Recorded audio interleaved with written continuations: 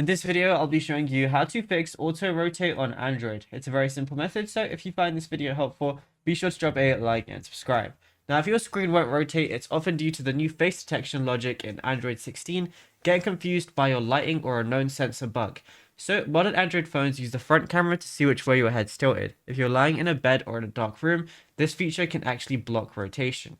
So what you want to do is go over to your settings application, scroll down until you find display.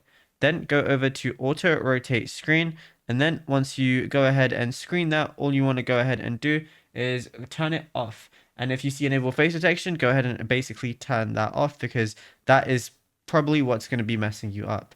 And then what you want to go ahead and do is go over to your quick settings by swiping down on the top right. Ensure the auto rotate icon is blue. So just go ahead and look for the auto rotate, which is on the top left, and make sure it's blue. That's where it says auto rotate. And what you can also do is long press the text auto rotate, and then you want to have it on, and then you can have it on for the home screen, lock screen, and voice call screen as well if you ever want to do that too. And yeah, it's as simple as that. Now, if you found this video helpful, be sure to drop a like and subscribe, and check out other tutorials on the channel as well.